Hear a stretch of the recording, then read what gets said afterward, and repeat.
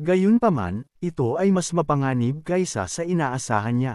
Ang sibat na ito ay mayroong hindi pangkaraniwang katangian, tulad ng mga sandata mula sa EMS dimension. Sinabi niya na kung iisipin, tinawag niya ang dimension na EMS na isang kaalyado. Ang sandata na ito ay ginawa doon, tama. Sinabi ni Rocky na mali siya. Ito ay isang sibat na ginawa sa kanyang dimension na Subros. Gayunpaman, ang mga tao mula sa EMS ay espesyal na pinabuti ang kanyang sandata. Sinabi ni Lancelot na naintindihan niya ngayon. Pagkatapos ay mayroon siyang isang mungkahi, bagaman gusto lang niyang magtanong. Ang sandata na ito ay isang paraan upang itago ang kanyang kakulangan ng kasanayan.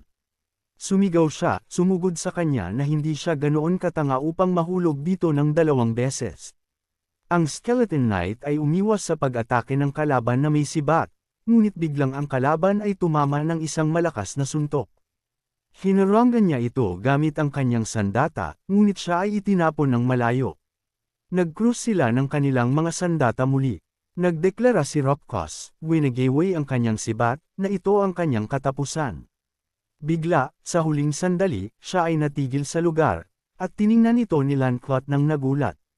Siya ay nanginginig at sinabi, namumula, bakit nangyari ito ng bigla? Bigla, tumalon ang sibat mula sa kanyang mga kamay at nawala sa portal. Iniulat ng system window na gumamit siya ng 238 magic stones upang isave ang item sa kategorya, EMS Building Materials. Nagtanong si Jongyong, talaga bang gumana ito? Ito ay isang sandata ng EMS Dimension. Hindi niya alam kung bakit kailangan nila ng mga materyales sa pagtatayo, ngunit nagpapasalamat siya sa kanila para dito. Gagamitin niya ito ng matalino. Sa oras na ito, tumingin si Ropkos palayo ng litong-lito. At pagkatapos ay tiningnan niya ang Skeleton Knight at nagtanong ng may nagbago na ekspresyon, ininsalto ba niya ang sagradong tunggalian ng mga mandirigman ng ganito?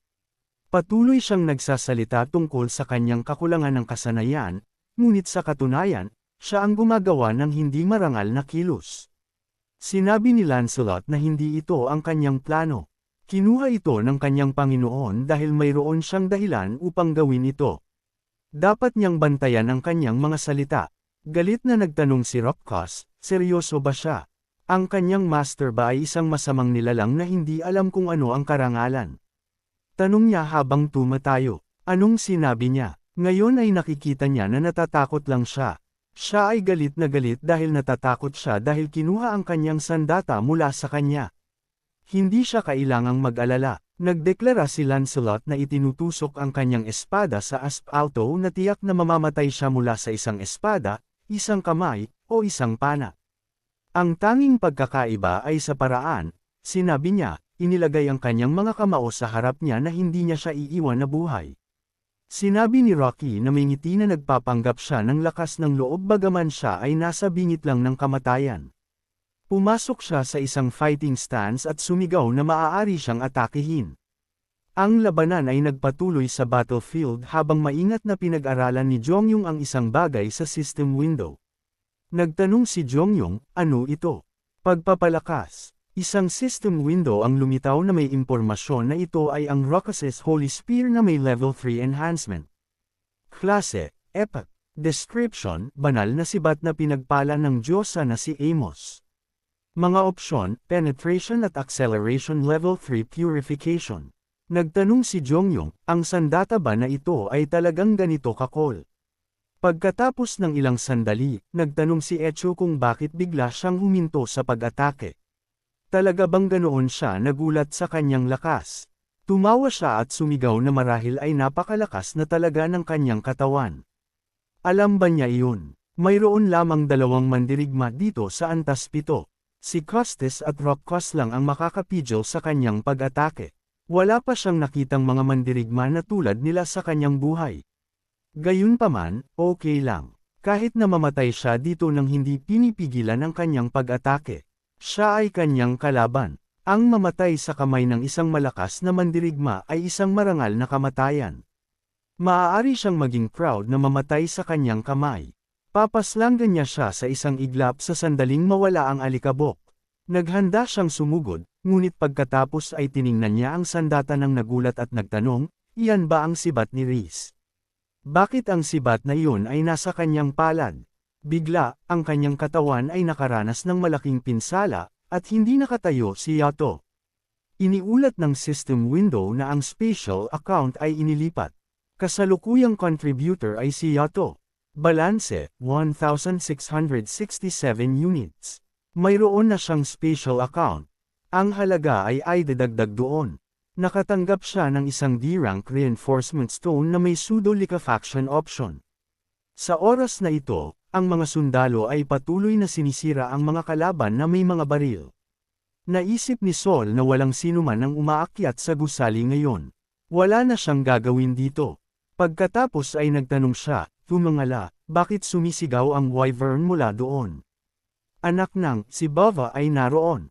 Pagkatapos ng ilang sandali, sa bubong ng gusali, lumingon si Bedivere at sinabing huli na sila. Wala nang natira. Pagtatapos ng labanan. Pagkatapos ng ilang oras sa tulay, sina Lancelot at Rokas ay naglaban ng matindi sa hand-to-hand combat, ngunit ang Lizardman ay gumamit pa rin ng kanyang buntot upang tumama. Nagpalitan sila ng isang serye ng mga suntok, minsan umiiwas sa mga pag-atake. Yumuko si Rokas at sumalungat sa Skeleton Knight, ngunit hindi siya nagtagumpay, at nagbigay si Lancelot ng isang malakas na suntok sa kanyang kalaban. Pagkatapos ng ilang sandali, lumapit siya sa kanya at nagtanong kung mayroon siyang anumang huling salita. Mahirap na sinabi ni Roka, tinawag siyang, isang mandirigma, na ito ay isang mahusay na tunggalian. Sinabi ni Lancelot na lubos siyang sumasang-ayon sa kanya. Pagkatapos nito ay nagbigay siya ng isang mapagpasyang suntok sa kanyang kalaban. Tumayo si Lancelot at ininspeksyon ang resulta ng pagkasira mula sa kanyang suntok. Pagkatapos ng ilang sandali sa gusali, sinabi ni Seko, humihinga na sa wakas ay tapos na. Iniulat ng sundalo na isang urgent radio message ang dumating mula sa Joint Chiefs of Staff. Pagkatapos ng ilang sandali, naisip ni Jongyong na ang labanan ay mahirap. Ang mga Lizardmen ay malakas. Ang kanilang diskarte ay hindi gumana. Ang mahalaga ay ang kanilang mga gate ay bukas pa rin at hanggat ang mga ito ay bukas, ang mga tropa ng kalaban ay maaaring pumasok dito muli. Ito na ang kanilang oras upang atakehin sila. Bagong pagpaplano. Iniulat ng system window na gumamit siya ng 1,000 magic stones upang i-unlock ang simultaneous delivery level 3. Mula ngayon, maaari siyang magpadala ng hanggang 8 items sa isang pagkakataon. Naisip ni Jongyong na hindi niya alam kung ano ang gagawin sa bato na nakuha niya mula sa pangangaso ng isang malaking buwaya. Mayroon itong kakayahang maging likido.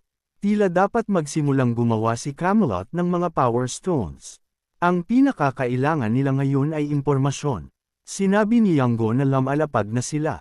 Sinabi ni Jongyong na ibig sabihin ay dumating na sila. Naisip ni Jongyong na dapat niyang alamin ang lahat tungkol sa mga Lizardmen, kasama na ang lokasyon ng kanilang gate.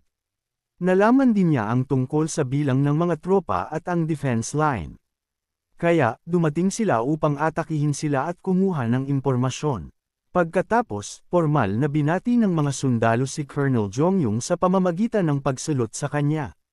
Binati sila ni Jongyong at naisip na awkward ang pakiramdam niya tuwing siya ay sinasaluduhan. Ipinakilala ni Parkenbow ang sarili at sinabing siya ay isang tenyente koronel ng 17th Division's Operations Headquarters sa Ingkan. Marami na siyang narinig tungkol sa kanya. Nagawa niyang pigilan ang pag-atake ng mga Lizardmen nang walang anumang nasawi.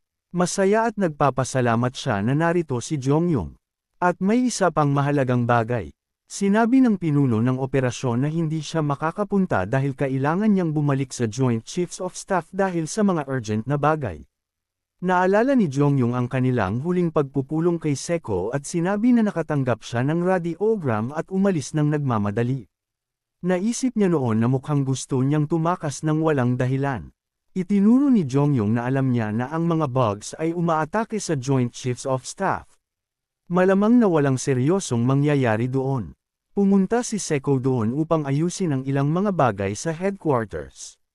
Sinabi ni Inbo na kung walang seryosong nangyayari, iyon ay maganda. Marahil ay dapat silang mag-usap sa loob. Sinabi ni Jongyong na ayos lang sa kanya. Pagkatapos ng ilang sandali sa loob, sinabi ni Inbo na alam nila kung nasaan ang gate ng Lizardman. Gayunpaman, ang problema ay ang core. Hindi nila alam kung nasaan ang core ng gate. Sa una, inilagay nila ang mga snipers upang subaybayan ang lokasyon ng gate core, ngunit kamakailan ay nawalan sila ng track dito. Pagkatapos nito, nagsimulang kumalat ang isang mel-like substance sa paligid ng gate. Nagtanong si Jongyung kung ano ang kanyang sinasabi. Sinabi niya na mas mabuting ipakita na lang ito sa halip na ipaliwanag lang. Narito ang ilang mga larawan mula sa eksena. Gaya ng makikita, ang isang bagay na katulad ng putik ay literal na pumuno sa lugar sa paligid ng gate. Hindi ito nagdudulot ng anumang problema kapag nakikipag-ugnayan sa balat, ngunit ang paggalaw sa putik na ito ay may problema. Ang mga lizardmen ay gumagalaw ng malaya gamit ang terrain para sa cover. Sinabi ni Jongyung pagkatapos buksan ang portal na mukhang isang latian. Hindi ito isang malaking problema dahil mayroon siyang mga kaibigan na maaaring gumamit ng latian. Sinabi ni Lancelot na humihingi siya ng paumanhin, ngunit magiging mahirap ito. Nagtanong si Jongyung kung bakit sa tingin niya ay ganoon. Sinabi niya na ang paggalaw mismo ay hindi isang problema dahil gumagalaw sila sa ghost form. Gayunpaman, sa latian, madali silang makita. Pagkatapos ng lahat, ito ay isang malaking bukas na espasyo. Sinabi ni Jongyung na talagang hindi niya ito isinaalang-alang. Sinabi ni Lancelot na hindi ibig sabihin na walang paraan. Kilala niya ang isang tao na nagtatrabaho sa lahat ng dako ng mabilis at tahimik. Nagtanong si Jongyung kung sino ang kanyang sinasabi. Morrid, ang bagong knight. Isang system window ang lumitaw na may impormasyon na gumamit siya ng isang dank fortification stone at 500 magic stones upang italaga si Morrid bilang isa sa 12 knights ng Camelot. Mayroon siyang 12,757 magic stones na natitira. Sinabi ni Morrid, ipinakilala ang sarili na dumating siya sa tawag ng kanyang master. Siya ay isa sa 12 knights ng Camelot. Nananumpa siyang paglilingkuran ng kanyang master ng buong buhay. Naisip ni Jongyung na si Morrid, hindi tulad ng ibang knights, ay hindi madalas na aktibo sa battlefield. Kumilos siya sa malalim na teritoryo ng kalaban at nagawa niyang maging isa sa 12 knights ng Camelot. Ginagamit ng husto ni Morrid ang kanyang mga espesyal na kasanayan sa stealth, assassination, at pagnanakaw. Ang dahilan kung bakit nagawa niyang maging isang mahusay na assassin ay bahagyang dahil sa kanyang mga natatanging kasanayan at katalinuhan. Gayunpaman, ang kanyang pinakadakilang kontribusyon ay natural na ang kanyang talento. Nagawa niyang isagawa ang mga utos ng assassination para sa mga aristocrates salamat sa kanyang stealth talent. Ito ang kakayahang agad na maging invisible sa anumang nilalang. Bagaman nagtatago lang siya, hindi talaga nawawala. Kaya, patuloy siyang naapektuhan ng mga panlabas na kadahilanan. Sa anumang kaso, ginamit ni Morrid ang talentong ito upang maging isang mahusay na assassin, siya ay sapat na malakas upang mabuhay. At ang D-rank reinforcement stone na may kakayahan ng fluidization na ginamit upang italaga si Mor pagkatapos subukan ang kakayahan, may natuklasan silang isang bagay. Pinapayagan ng fluidization na iwasan ang pisikal na epekto, ngunit ang pagpapanatili ng kakayahang ito sa loob ng mahabang panahon ay imposible. Gayunpaman, ang dakilang assassin ay naging mas mahusay salamat sa reinforcement. Bagaman, maaari ba itong maging iba? Sinabi ni Jongyung na tinutukoy si Morrid na sasabihin niya kung ano ang dapat niyang gawin. Sinabi niya na nakikinig siya sa utos ng kanyang Panginoon. Ipinaliwanag ni Jongyung na ang kanyang target ay ang mga lizardmen mula sa Sub-Rose Dimension at kailangan nilang hanapin ang core ng kanilang gate. Pagkatapos ay sinabi ni Morrid na naiintindihan niya ang kanyang layunin. Sinabi naman ni Jongyung na iyon ang inaasahan niya. Sa kanyang karanasan sa labanan, naintindihan niya kaagad ang lahat. Sinabi ni Lancelot, na tinatawag si Morrid, na dapat niyang tandaan ang pinakamahalagang bagay. Kung siya ay namatay, ang lahat ng mga operasyong ito at plano ay magiging walang kabuluhan. Base sa kanyang karanasan sa pakikipaglaban sa kanilang general, hindi sila simpleng mga mandirigma. Kahit na hindi siya makatanggap ng anumang impormasyon, dapat siyang bumalik ng buhay. Sinabi niya na tatandaan niya iyon. Dapat na siyang umalis. Sinabi ni Jongyong na may ngiti, habang nakakrus ang mga braso, na umaasa sila sa kanya. Nagtanong si Inbo sa pagkalito, ayos lang bang ipadala ang ganoong knight ng mag-isa?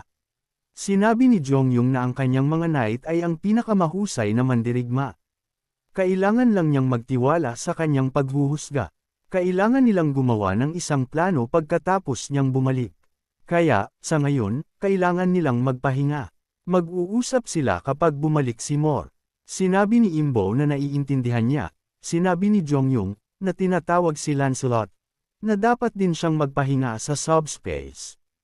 Hindi pa matagal simula nang makipaglaban sila sa mga lizardmen. Sinabi niya na maayos lang siya. Hindi siya tao at hindi siya nakakaramdam ng pagod, kaya hindi siya kailangang mag-alala tungkol sa kanya. Sinabi ni Jongyong na hindi naman masama. Naisip ni Jongyong, habang pinag-iisipan ito, marami bang gasgas ang armor ni Lancelot? Sinabi ni Lancelot na nagpapasalamat siya sa kanyang pag-aalala. Nagtanong si Jongyong na nasira ang kanyang kagamitan sa labanan, hindi ba? Sinabi niya na kahit na nasira ang kanilang armor o armas, lahat ay maibabalik sa Camelot. Nagtanong si Jongyong na may pagtataka, may ganoong function talaga. Sinabi ni Lancelot na basta hindi nasira ang item, ayos lang. Maaari itong ibalik ng walang hanggan. Sa pamamagitan ng paraan, ngayon na nabanggit nila, isang bagong Power Stone ang ginawa sa Camelot. Ang item na ito ay may opsyon, Wound Regeneration. Sinabi ni Jongyong na ito ay isang magandang kakayahan hanggang sa bumalik si Morrid. Kailangan niyang magpasya kung saan gagamitin ang batong ito. Sinabi niya na iyon ay isang magandang ideya. Biglang lumingon si Lancelot at hinawakan ang puluhan ng kanyang espada gamit ang kanyang kamay. Nagtanong si Jongyong na may pagtataka, ano ang problema? Sinabi niya na mayroong nagtatago at nakikinig sa kanila. Tahimik na nagtanong si Jongyong habang lumingon. May mga especially iya ba talaga dito? Baka mga lizardmen sila. Nasaan sila ngayon? Sinabi ni Lancelot na naramdaman lang niya ang presensya ng isang tao malapit. Hindi niya alam ang eksaktong lokasyon ng taong ito, ngunit sa tingin niya ay mas mabuting pumunta sila sa subspace. Pagkatapos ay napansin niya ang isang tao sa malayo at sinabi, gamit ang kanyang kakayahan na babalik siya kaagad. Sumigaw si Johnny, saan siya nagpunta? Lumitaw si Lancelot sa likod ng lalaki at sinabi, habang tinutok ang kanyang sandata na naglilingkod lamang siya sa kanyang master at sa kanyang mga kaibigan. Gayunpaman, hindi lahat ng tao ay kasama nila. Hindi niya siya kilala. Depende sa kung paano niya sasagutin ang kanyang mga tanong, magpapasya siya kung papayagan siyang mabuhay. Tanong 1, bakit siya nagtatago at nakikinig? Pagkatapos magtanong ni Jongyong kung saan nanggaling ang sigaw na iyon, malakas na tinawag ni Jongyong si Lancelot nang makita siya. Sinabi niya na aalamin niya ang lahat mula sa lalaking ito. Ito ang kanyang huling pagkakataon. Wala siyang oras upang maghintay. Ipinadala ba siya dito ng mga lizardmen? Sinabi ng lalaki ang pangalan ni Jonggis nang nahihirapan. Nagtanong si Lancelot, paano niya naglakas loob na banggitin ang pangalan ng kanyang master sa ganoong sitwasyon. Ibig sabihin nito ay gusto niya ng masakit na kamatayan para sa kanyang sarili. Sasaktan niya siya ng labis na magmamakaawa siya para sa kamatayan. Nagtanong si Jongyong, ito ba si Baek Minwoo? Nagtanong siya kung ano ang sinasabi niya. Sinabi ni Jongyong na hindi niya alam kung ano ang nangyari, ngunit sinasakal ni Lancelot ang lalaki na kanyang kaibigan. Nagtanong si Lancelot, tinawag ba niya siyang kaibigan? Sa oras na ito sa mga latian, naisip ni Mor na ang mga lizardmen ay isang lahi ng mandirigma na itinuturing na isang karangalan ang mamatay sa labanan. Ibig sabihin nito ay madalas silang nakakaramdam ng amoy ng dugo at naging manhid sa ito. Kung tinakpan niya ang kanyang sarili ng plasma, mas mahirap para sa kanila na subaybayan siya sa pamamagitan ng amoy. Ang pagtatago ay ang unang gagawin. Ngayon na nawala ang amoy, maaari na siyang magsimulang kumilos. Pumasok siya ng mas malalim sa teritoryo ng kaaway at naisip na ang daanan ay malaki sa kabuuan. Bakit nila ginawa ang daanan na ito ng ganito? Hindi ito mahusay. Nag-iiba-iba ang sukat ng mga lizardmen.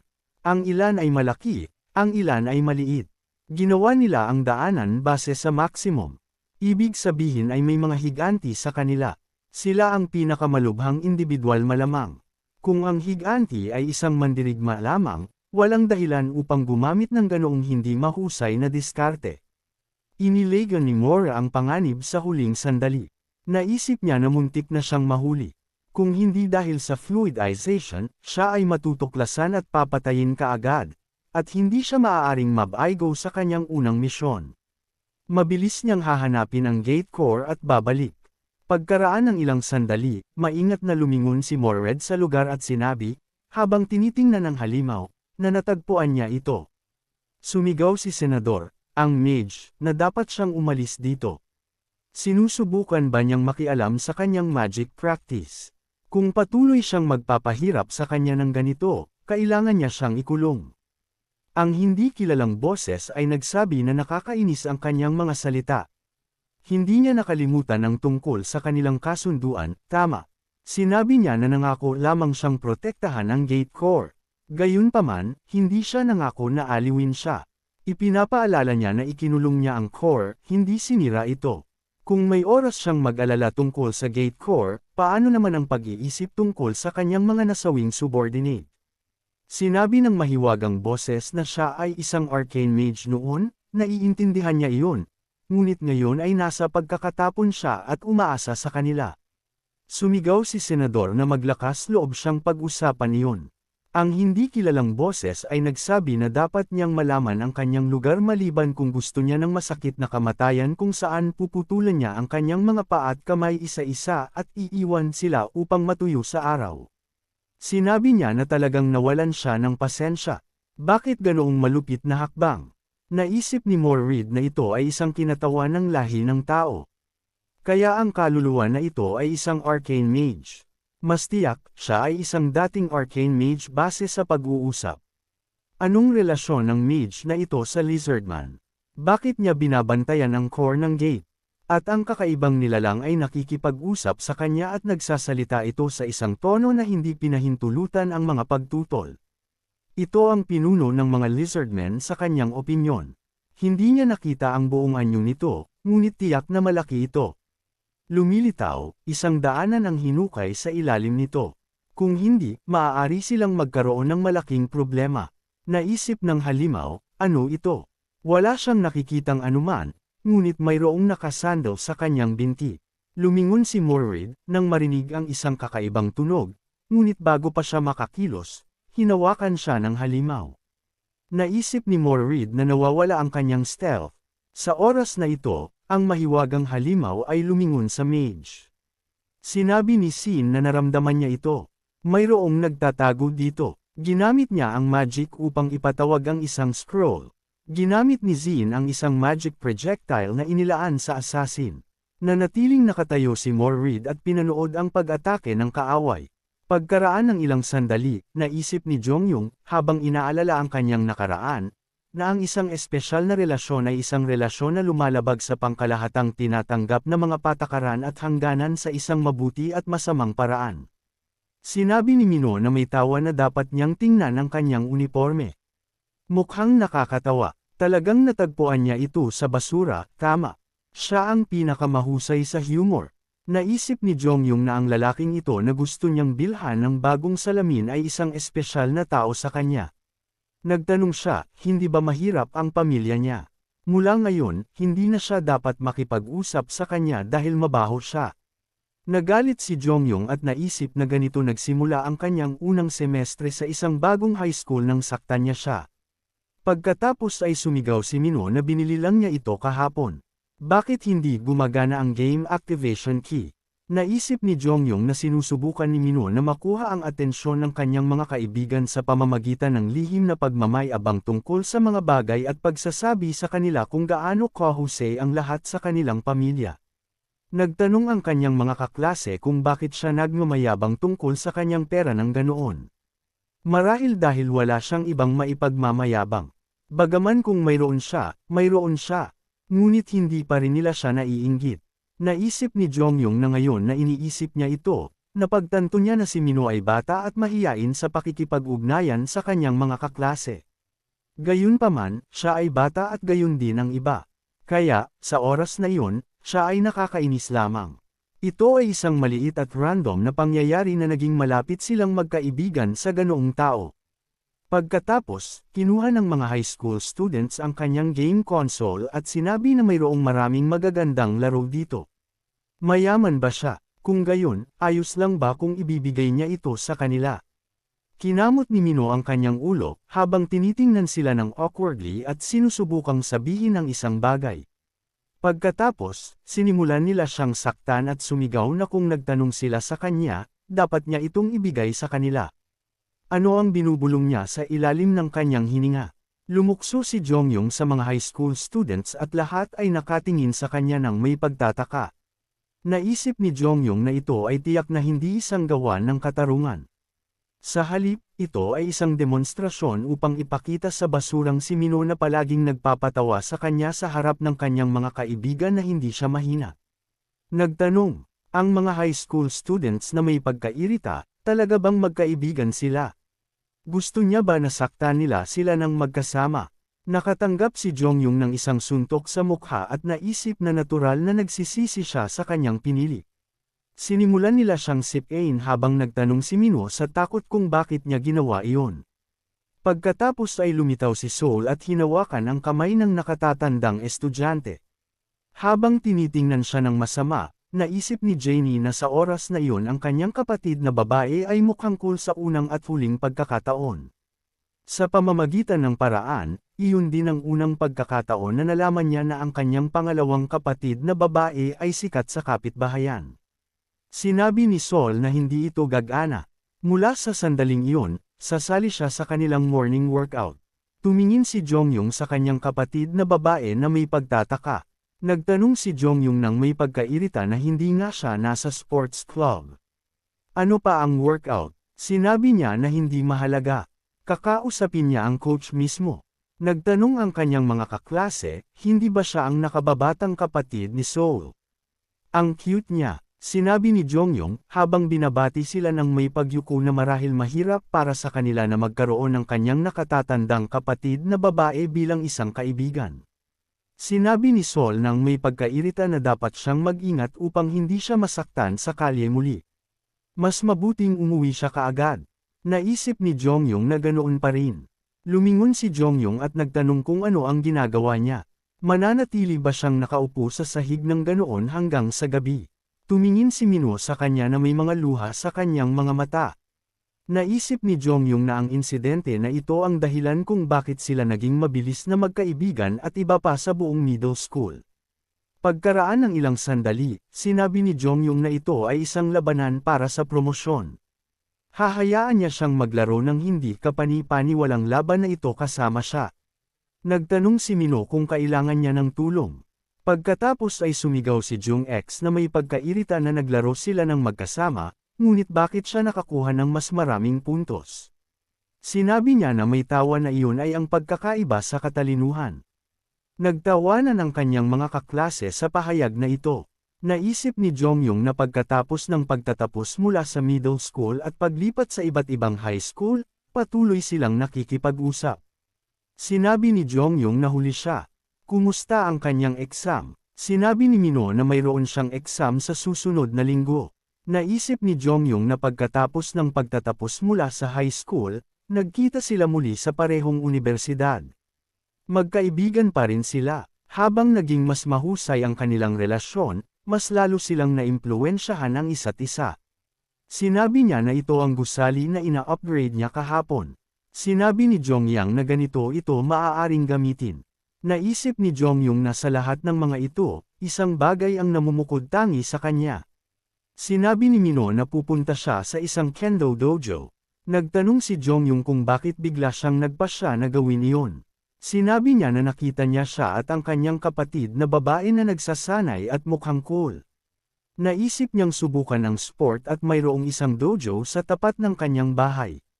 Nagtanong si Jongyong na may pagkalito. Kamakailan lang ba siya nagkaroon ng pinsala sa ulo? Hindi ba ito mapanganib? Sinabi ni Mino na hindi lahat ng pagsasanay ay kasing hirap ng sa kanyang mga kapatid na babae. Naisip ni Jongyong na nagsimulang magsanay si Mino ng kendo noong nasa unang taon siya ng high school at talagang kawili-wili ito sa kanya dahil patuloy siyang pumunta sa pagsasanay kahit na pagkatapos niyang pumasok sa unibersidad. Marahil iyon ang dahilan kung bakit ito nangyari. Sa kasalukuyan, nagtanong si Jongyong na may pagtataka, ano ang sinasabi niya? Sinabi ni Mino na nagising siya bilang isang swordsman. Bakit siya nakatingin sa kanya ng ganoon? Siya mismo ay labis na nagulat sa ito. Siya ay talagang isang kinatawan ng kaluluwa. Hindi siya sigurado kung ito ba talaga ang kanyang kaibigan na kilala niya. Natatakot siya sa kanyang kaibigan na kalansay. Kaya, hindi siya makalapit.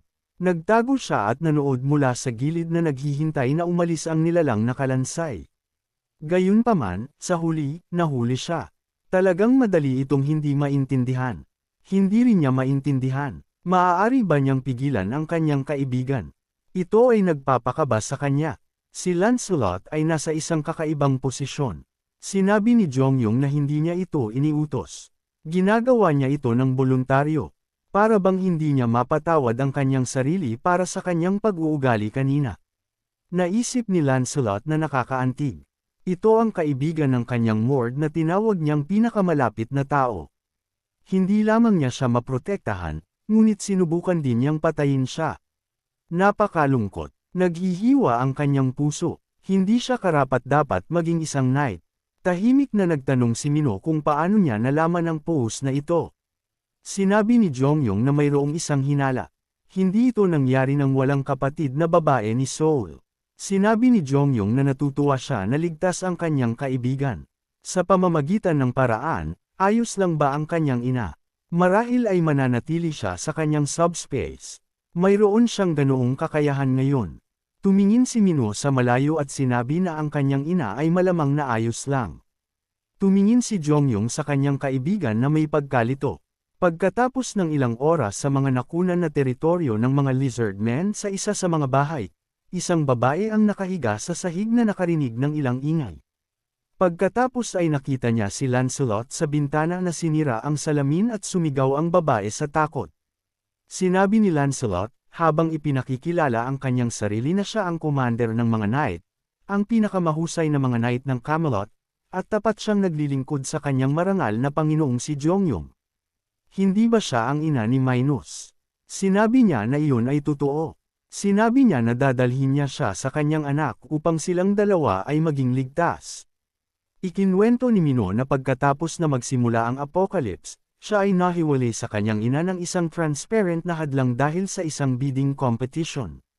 Nagboluntaryo si Mino na makibahagi sa ito upang makita niya muli ang kanyang ina. Gayunpaman, natalo sila sa labanan. Ang transparent na hadlang ay nawala, ngunit ang terraforming ay nagpatuloy at hindi naabot ni Mino ang kanyang ina.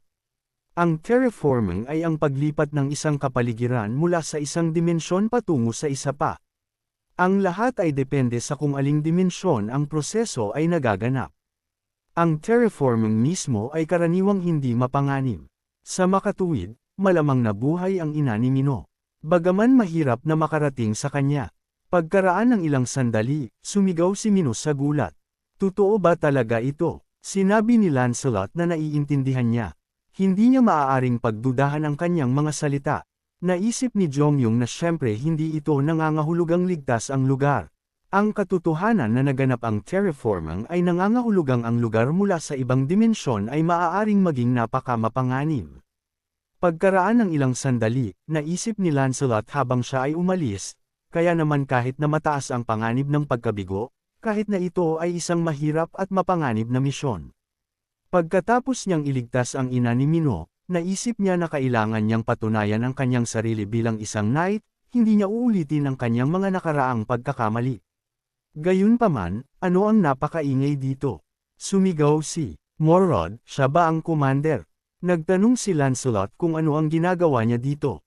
Sumigaw siya na hindi niya alam kung bakit narito ang commander, ngunit kailangan nilang magmadali. Kailangan niyang lumingon. Nagtanong siya kung ano ang sinasabi niya. Sumigaw ang mga lizardmen na kailangan nilang makuha ang daga na iyon.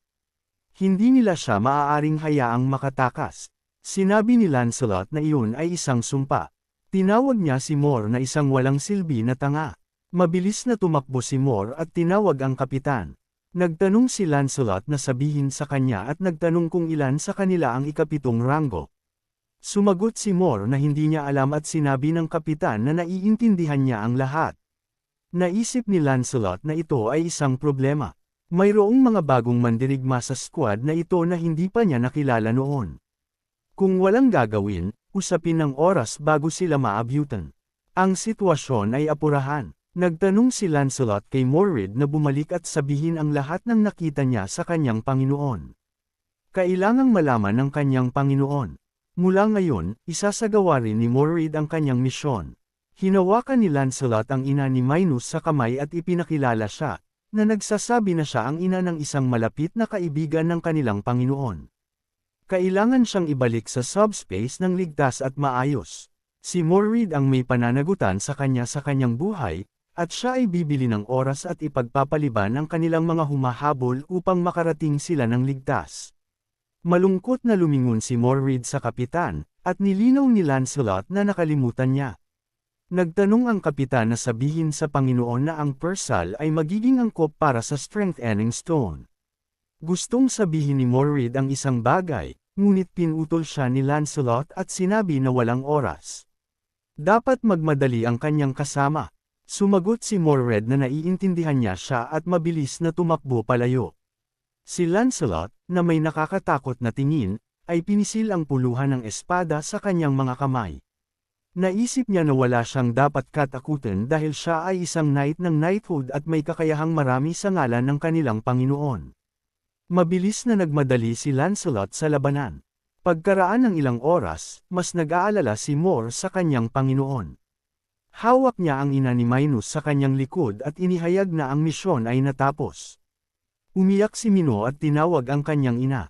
Naisip ni Jongyong na natutuwa siya na ligtas siya, ngunit ginagawa ito ni Lancelot. Sinabi ni Mino na natutuwa siya na ligtas ang kanyang ina. Hindi siya nasaktan, tama. Biglang, labis na nagulat si Jongyong. Inihayag ng system window na nawala ang ghost ni Lancelot. Pagkaraan ng ilang oras, si Jongyong ay nakatayo malapit sa pintuan sa tabi ni Moore. Tinakpan ni Jongyong ang kanyang bibig at naisip na nakinig siya sa kwento ni Moore. Isinakripisyo ni Lancelot ang kanyang sarili upang protektahan ang ina ni Mino at ang impormasyon na dinala ni Morred. Isinakripisyo niya ang kanyang sarili, ngunit hindi siya namatay sa tradisyonal na kahulugan. Maaaring ibalik siya ni Jongyong gamit ang Pow-Erep Stone at Magic Stones, ngunit hindi ito madali. Ang pagkabuhay muli at ang pagiging patay ay dalawang magkaibang bagay. Nagtataka ako kung si Jongyong ay nagpabigat kay Lancelot ng sobra ng walang dahilan. Kaya marahil kailangan niyang gumawa ng hindi kinakailangang mga sakripisyo. Hindi dapat iniwan ni Jongyong ang sitwasyon ng ganoon dahil lamang sa ayaw makinig ni Lancelot. Dapat sinabi na lang niya na ayos lang. Idinagdag ni Mordred na ang kapitan ay nagtanong din sa kanya na sabihin kay Jongyong ang isang bagay. Ang Pow-Erep Stone ay magiging angkop para sa Percival, kaya dapat niya itong gamitin. Naalala ni Jongyong ang nakaraan. Sinabi niya na kailangan niyang isipin kung saan gagamitin ang bato. Sinabi ni Lancelot na iyon ay isang magandang ideya. Lumabas si Jongyong sa kanyang mga alaala at nilinaw na ito ay isang bato na may kakayahang mag-regenerate. Sinabi ni Jongyong na si Lancelot ay kumilos ng walang pag-iimbot. Kahit nasa ganoong sitwasyon, iniisip niya ang paggamit ng isang Pow-Erep Stone. Masiglang tinakpan ni Jongyong ang kanyang mukha gamit ang kanyang kamay at sinabi na mahusay ang ginawa ni Moore. Nagtanong siya kay Morred na sabihin sa kanya ang lahat ng nakita at narinig niya upang ang sakripisyo ni Lancelot ay hindi maging walang kabuluhan. Iminungkahi ni Jongyong na bumuo sila ng isang plano upang isara ang gate sa mga butiki na ito. Sa parehong oras, ang helmet ni Lancelot, na nababalutan ng mana, ay tumaas sa hangin. Naisip ng wizard na si Soljan na ito ay isang undead. Mayroon bang sorcerer o lich dito? Lumingon si Toneto sa wizard at sinabi na iyon ay isang napakagandang trabaho. Bagaman pinalampas ni Soljan ang lalaki na nakapasok, nahuli niya ang isang ito na isang rank 7. Ito ay labis na magpapahina sa hukbo ng kaaway. Itinaas ni Solgen ang kanyang kamay at sumagot na sa mga oras na tulad nito, mahalagang huwag sabihin na sinubukan nila ng mahusay. Mahalagang sabihin ang salamat. Ang kanilang trabaho ay hulihin ang mga nanghihimasok. Sumang-ayon si Tanachu at sinabi na si Sagan ay nagtrabaho ng husto. Sinabi ng wizard ng may pagkairita na ito ay walang silbi. Ano ang gagawin ni Tanachu sa enhancement stone? Sumagot si Tanichi na wala sa ngayon. Sa una, ibibigay niya ito kay Rakas o Yato, ngunit dahil wala na sila. Pinutol siya ni Selgent na may tuso ng ngiti at nagtanong, kung gayon paano naman ang pinakahalatang opsyon. Nagtanong siya na ibigay sa kanya ang bato. Nagtanong si Tanachu kung ano ang kapalit, kinuha ng wizard ang isang scroll na nababalutan ng mana. Kinuyam niya ito sa kanyang kamay at sumagot na gagawin niya si Tanachu na ultimate scroll. Tulad ng alam ni Tanachu, ang mga scroll ay isang beses na item na nagpapahintulot sa mga hindi mage na gumamit ng magic. Ang halaga ay mag-iiba depende sa uri, ngunit sa pinakamaliit ito ay mas mataas kaysa sa 3D class enhancement stones. Ginagarantiya ito ni Solgen. Sinabi ni Tanachu na sino ang nakakaalam na hindi ba ang mga scroll na ginagawa ng wizard ay napakasama dahil inilalagay ni Solgen ang mga buhay na nilalang sa kanila. Sa tingin niya na ang pagpapalitan ng armor at armas ng EMS ay magiging mas epektibo. Sinabi ng wizard ng may pagkairita na si Tanachu ay isang tanga dahil hindi niya naiintindihan ang kanyang napakagandang trabaho. Sa makatuwid, sila ay mga barbaro. Nilinaw ni Tanachu, kaya sila ay mga barbaro ngayon dahil hindi sila sumusunod sa kanyang paraan. Kaya ang mga arcane mage na hindi nakakaintindi sa paraan ng wizard ay mga barbaro din. Ang walang kapangyarihan na mga inilabas na barbaro. Sumigaw si Soljan sa galit at sinabi ni Tanachu na gagamitin niya ang Power Stone kapag nakitungo siya sa mga lalaki. At para sa scroll, dapat gamitin lamang ni Senador ang mga bilanggo na ibinibigay nila tulad ng ipinangako. Mahigpit na sinabi ni Soljan na hindi ito matalino. Bigla siyang nakarinig ng isang tunog mula sa butas sa bato. Nagtanong ang wizard na may pagkalito, sino iyon? Lumabas si Pearl mula sa butas at sinabi ang kanyang pangalan. Napansin ni Soljan na base sa kanyang hitsura, si Pearl ay kaibigan ng lalaking iyon. Dumating siya upang ipaghiganti siya. Nahulaan ba ni Soljan? Dahil dumating ang kaaway, dapat niyang kunin ang Reg Along ito. Ang ikalawang Circle Magic Scroll. Ang Fireball ay patungo kay Pearl. Isang malakas at maliwanag na pagsabog ang umugang malapit sa bato. Ang apoy ay kumalat ng kaunti at si Pearl ay nakatayo sa gitna nito na may hawak na kalasag sa kanyang kamay. Napansin ng wizard na malakas ang kaaway. Itinaas niya ang kanyang kamay na nababalutan ng mana at nagtanong, susubukan din ba ng kaaway na tiisin ito? Pamitik si Soljan at hindi naiintindihan kung bakit hindi lumitaw ang scroll, tumingin sa portal na lumitaw. Labis na nagulat ang wizard. Ninakaw ang kanyang mga scroll. Sa parehong oras, inihayag ng system window na nasave ni Jongyong ang lahat ng mga item na tumutugma sa Magic Scroll. Gumagamit ng 3,914 na Magic Stones. Ang natitira ay 1,843 bato. Inayos ni Jongyong ang kanyang mga headphone at sinabi na iyon ay mabuti. Nasave niya ang lahat. Nagtanong siya sa kanyang kasama na alagaan ang natitira. Ang radyo sa likod ni Pearl ay umilo. Nilinaw niya, narinig ba ni Morid?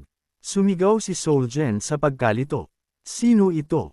Ang nagnakaw ng kanyang mga scroll. Hindi inaasahan, hindi ito kinumpirma ni Morid at pinutol ang ulo ng wizard. Lumingon siya sa gilid at sinabi na ito ang pumatay sa wizard.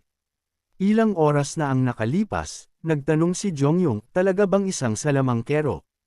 Kinumpirma ito ni Morid at nilinaw na tiyak na nakita at narinig niya. Ang kanyang pangalan ay Sulgan, isang lumang salamangkero na sa ilang kadahilanan ay pinalayas at arcane. Sinabi ni Jongyong na may interes na ang isa na dating pinuno ng Camelot Castle ay nagkamali sa kanya para sa isang salamangkero at sinabi rin ang isang bagay tungkol sa arcane. Nilinaw ni Bediver na ang arcane ay isang dimensyon ng malakas na mga salamangkero. Sa pagkakaalala niya, mayroong 3 ranggo para sa mga salamangkero. Kahit na ang pinakamababang ranggo ay ika-6. Sinabi ni Sol na kung ang ika-6 ang pinakamahina, kung gayon dapat silang napakalakas. Ang mga malakas na lalaki na ito ay pinalayas siya. Nilinaw ni Moore na ngayon ay hindi na maaaring gumamit ng magic si Soljan. Narinig din niya iyon. Nagtanong si Sol, isang mage na walang magic. Kung gayon siya ay dapat na hindi mapanganib.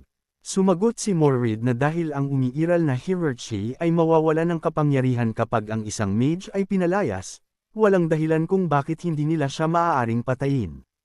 Gayunpaman, bagaman si Soljan ay hindi maaaring gumamit ng magic, gumagawa at gumagamit siya ng mga scroll. Labis na nagulat ang mga kasama at ipinaliwanag ni Morrid na ang isang scroll ay isang piraso ng papel na nag-iimbak ng magic. Maaari lamang itong mag-imbak ng medyo simpleng magic, ngunit ito ay isang mahalagang item. Salamat sa ito, sinuman ay maaaring gumamit ng magic. Ginagawa mismo ni Senador ang mga scroll na ito. Marami siyang mga ito, at kung kinakailangan, ginagamit niya ang anuman sa labanan. Sinabi ni Jongyong na mayroong dalawang pangunahing tanong. Mayroon ba ang ibang mga lizardmen ng mga scroll? At anong uri ng magic ang nilalaman ng mga ito? Sumagot si Morrid na hindi niya natutunan iyon, ngunit naisip niya ito nang hinahabol siya. Naalala ni Morrid ang nakaraan. Ang mga stream ng mana ay lumilipad patungo sa kanya sa isang mabilis na bilis. Tinamaan nila ang lupa, na lumilikha ng isang pagsabog. Ang mga stream ng mana ay lumingon at tinamaan ang dingding, ngunit ginamit ni Morrid ang kanyang kakayahan at nagtago. Nagtataka siya kung bakit ang mage ay gumagamit ng isang scroll. Mabilis na tumakbo ang assistant at nagtanong kung ano ang ingay na iyon. Ayos lang ba si Commander Costes? Sumagot si Costes na mayroong isang nanghihimasok at nagtanong ang assistant kung nasaan siya. Sinabi ng commander na ang nanghihimasok ay maaaring itago ang kanyang presensya.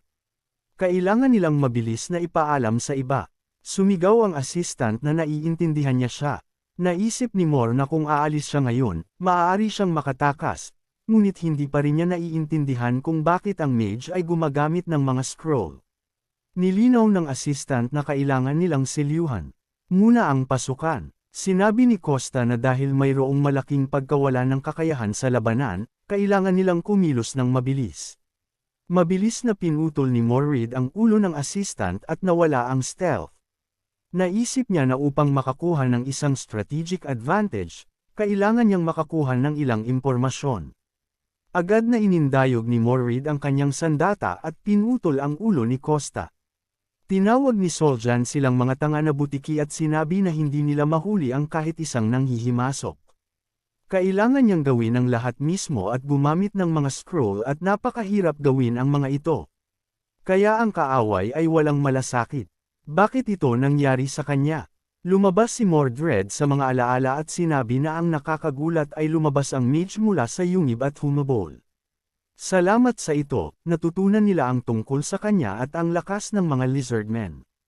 Gayunpaman, tila inilagay ni Soljan at ng mga lizardmen ang lahat sa paghabol na ito. Bilang resulta, namatay si Captain Lancelot. Nagtanong si Jongyong kay Morrid na huwag sisihin ang kanyang sarili at sinabi na bukod sa impormasyon na nakuha niya ay nakatulong, kung hindi ay hindi nila nalaman ang pagkakaroon ni Sulan. Inilagay din ni Moore ang kanyang buhay sa panganib upang makuha ang impormasyon, kaya walang sinuman ang sisihin siya. Sa katunayan, ito ay kasalanan ni Jongyong para sa paglalagay ng hindi kinakailangang presyon kay Morrid. Iminungkahi ni Jongyong na mag-isip na lang sila tungkol sa kung paano nila isasara ang kanilang mga gate at sumang-ayon si Morrid sa kanyang Panginoon. Sinabi ni Bedir na una, base sa katotohanan na nag-aalangan silang gumamit ng mga scroll, hindi madali ang paggawa ng mga artifact na ito. Iyon ang dahilan kung bakit sa tingin niya ay hindi ibinahagi ng mage ang mga ito sa ibang mga lizardmen. Nilinaw ni Invo na ang katotohanan na si Costes, ang potensyal na pinuno, at si Soljan, ang mage na inatas ang protektahan ng core ng gate, ay nasa yungib, ay nagpapahiwatig na ang kanilang pangunahing gawain ay bantayan ang core. Gayunpaman, ang matanda, sa kabila ng kahalagahan ng misyon, ay umalis sa yungib at pumunta sa paghabol. Mayroon siyang dalawang hinala. Una, ang puwersa ng kaaway ay hindi sapat. Kaya, walang pagpipilian si Senador kundi umalis. Pangalawa, upang isakatuparan ang misyon ng proteksyon, kailangan nilang pakilyusan ang pinakamataas na puwersa upang maiwasan ang pagtagas ng impormasyon. Sinabi ni Jong-yung na kung ito ay ganoon, kung nahuli lang nila ang matandang mage, kung gayon ang mga kasama mismo ay naiintindihan na magiging mas madali na makitungo sa iba. Sumang-ayon siya at nilinaw ni Jong-yung na ang problema ay kung paano neutralisahin ang salamangkero na ito. Bagaman mayroon siyang ideya, naisip ni Jong-yung na pagkatapos maabot ang ikatlong antas ng subspace, nakatanggap siya ng isang bagong kakayahan, isang kategorya. Ang lahat ng mga bagay na nakaimbak sa subspace ay automatikong inuri at ipinamamahagi ayon sa mga katangian at ilang pamantayan. Ang mga kategorya ng mga bagay na kasalukuyang nakaimbak sa kanyang subspace ay nakalista sa itaas. Sa kasamaang palad, hindi maaaring gumawa si Jong-yung ng mga bagong kategorya o baguhin ang mga luma. Ang pag-save sa isang kategorya ay nagkakahalaga din ng isang tiyak na halaga at ang mga hindi naaangkop na kategorya ay hindi maaaring isave sa mga kalakal. Ang dahilan kung bakit nagawa niyang nakawin ang sagradong Sphere Rock Keys ay dahil ang sandata nito ay tumugma sa kategorya ng mga materyales ng M-Building. Hindi pa matagal, naabot ni Jong-yung ang ika-4 na antas ng subspace sa pamamagitan ng pagpatay sa taksil na commander na si Bong-su. Pagkatapos maabot ang ika-4 na antas ng subspace, nagawa niyang gumawa ng mga bagong kategorya. Naalala niya ang nakaraan. Tumingin si Jong-yung sa system window na may pagkalito at nagtaka kung dapat ba siyang gumamit ng mga scroll sa halip na magic. Nagtanong si Jong-yung paano kung ginawa niya ang mga scroll na isang kategorya. Lumabas si Jong-yung sa mga alaala at naisip na ang kakayahan ng pack ay maaaring gamitin sa isang medyo mahabang distansya. Kaya, ang pagtatago sa yungib ay hindi isang problema. Isang assault team ang ipapadala sa mga kasama na ito sa yungib. Sina Sol at Pearl ay nasa ito. Gayunpaman, si Sol ay hindi man lang nagkaroon ng pagkakataong ipakita ang kanyang sarili. Pumasok siya sa subspace upang hindi makialam. Pinangunahan ni Moore ang grupong ito. Mahusay siyang nag-infiltrate. Sa kasalukuyan, si Moore ay nakatayo sa tabi ni Solgen na nakahiga sa lupa. Lumapit si Tonito kay Morrid at naisip na naramdaman niya ang isang bahagyang panginginig mula sa sahig. At pagkatapos ay biglang lumitaw ang isang kaaway na pumatay kay Solan. Hindi siya nagbigay pansin dahil mahina ang panginginig. Sino ang mag-aakala na mayroong isang tao na lihim na nag-infiltrate sa kanila gamit ang invisibility? Kaya siya ang nakaligtaan ni Solan sa huling pagkakataon. Mabilis na tumakbo si Pearl patungo sa core. Tumalon siya ng may malaking lakas at itinaas ang kanyang sandata na may layuning umatake. Ang malaking buntot ni Tonito ay tumama kay Pearl, na nagtapon sa kanya sa tabi. Mabilis na lumingon si Morred sa gilid at naisip na kailangan niyang mabilis na makarating sa core ng gate. Iwinagayway ni Tonitasa ang kanyang buntot at itinapon si Moore sa tabi. Napansin niya na hindi niya siya mahawakan. Naisip ni Tonito na narinig niya ang tungkol sa kanilang lakas mula sa mga nakatakas sa panahon ng Opens iba ng kaluluwa, ngunit wala siyang narinig tungkol sa dalawang ito. Hindi alam kung sino pa ang maaaring nakapasok dito. Isang walang silbi na mage. Hindi dapat nagawa ni Tonso na makipagtulungan kay Solgen sa simula. Ito ay kakaiba. Mayroon lamang isang paraan. Mabilis na sinipsip ni Tonatsu ang core at sinuntok ang isang butas sa bato at nawala sa ito. Tumingin si Morrid sa butas at nagtaka, tumakas ba ang kaaway sa dingding? Saan sila pupunta kasama ang gay core? Sa parehong oras, naisip ni Tonatsu na base sa nakita niya sa ngayon, kahit na anong kakayahan nila, ang kinatawan ay hindi isang rank 7 na kinatawan. Umuwi na ang pinuno ng kaaway sa loob ng yungib upang obserbahan at tasahin ang sitwasyon. Ngayong nasa loob na ng yungib ang mga puwersa, kailangan niyang puntiryahin ang pinuno. Nakita ni Tonatsu ang nag-iisang kinatawan at naisip niyang natagpuan na niya ito. Ibinigay ni Jong-yung na nakaupo sa helicopter ang kanyang atensyon kay Tonatsu. Binuksan ng kaaway ang kanyang bibig ng malawak sa ilalim ng helicopter na may layuning lumunin siya. Inihayag ni Jong-yung ang pagpapadala ng mga kalakal sa mikropono. Mabilis na tumusok sa leeg ni Tonatiuh ang isang mahabang sinag at bumagsak siya sa lupa. Hinawakan ito ni Tonatiuh gamit ang kanyang buntot at itinapon ang sinag sa tabi, na binasag ito sa mga piraso. Naisip niyang ito ang mga materyales sa pagtatayo ng mga lalaki mula sa EMS. Tulad ng narinig ni Tonatiuh, gumagawa sila ng mga kakaibang atake. Tumingin si Jongyong sa labas ng bintana sa kaaway at naisip niyang ito ay isang malaking ahas. Inutusan niya si Yongsu na panatilihin ang kanilang distansya ngayon at sumang-ayon ang kanyang kaibigan. Maraming metal beams ang lumipad patungo kay Tonatiuh. Mabilis siyang kumulat sa isang bola, na tinatakpan ang kanyang ulo mula sa mga atake. Nagtanong si Jongyong sa pagtataka, mabilis bang igalaw ng kaaway ang kanyang katawan upang maiwasan ang I-beam bend? Itinaas ni Tonatiuh ang kanyang ulo at mabilis na gumapang sa gilid.